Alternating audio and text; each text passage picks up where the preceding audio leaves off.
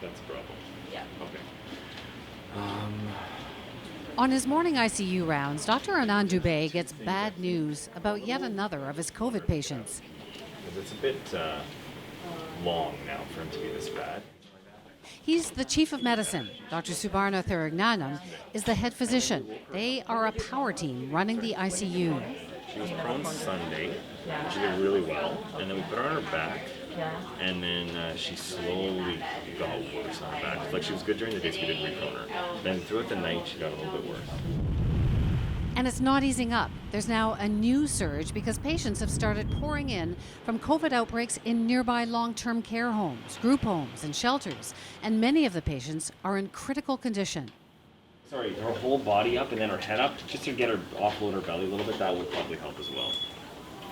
If the oxygen levels were to get lower, then we have concerns about her having more serious issues like her heart rate going down, her blood pressure going down, and then actually issues with concerning issues about whether she'll actually have a cardiac arrest, and we may actually have an issue that she could pass away. Were you short of breath walking upstairs? This patient here, just admitted to the ICU, is only 24 years old. Part of the emotional toll on staff is that because COVID is so contagious, families are not allowed in, even when their loved ones are in critical condition. We tell them, we're going to do the procedure in a few minutes. If you have anything to say to your family, then you should say it now. And we're there to listen to that. And it's heartbreaking. It really is, because, these are people with families and a life. And it's scary that family is not there. And so we're there holding the phone so that they can tell their family what they really think. But it really also prompts us to and makes us passionate to get them better and get them back to their family so they can say those same things to their family, to their face. Thank you. Dr. Dubey steels himself to call a patient's wife for a very difficult conversation, carefully suggesting that a ventilator might be the best way to save his life. We need to talk about your husband. Things are still okay, but they're a little bit worse today. He's really working a lot harder to breathe, and the oxygen levels are a bit lower. And I think it's getting very close to the point where we might need to put him on a ventilator. Any serious conversation you want in person, you want to see that person's face, you want to be able to react properly to them. But over the phone is just really tough, but we don't have a choice right now. I'm gonna call you from the room, and we're gonna talk with him and make a decision. And I think we need to make that decision like right now, like in the next 15-20 minutes. Getting ready for intubation isn't easy. It almost looks like a wartime operation. The risk of COVID being coughed or expelled is high, so every inch of every team member is covered. It's potentially dangerous for everyone. Respiratory therapist Kelly Travers has put a lot of patients on ventilators.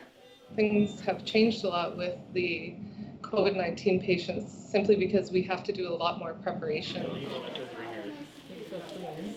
You're always trying to remember all the steps that are somewhat new to some of us and not make any mistakes.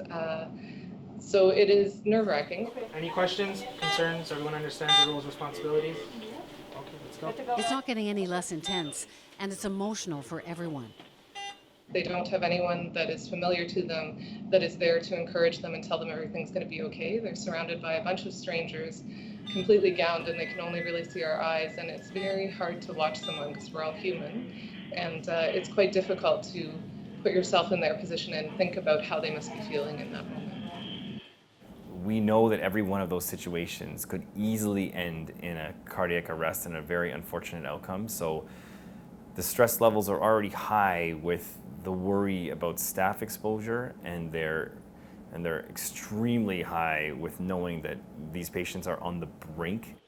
And it's not over when the operation is over.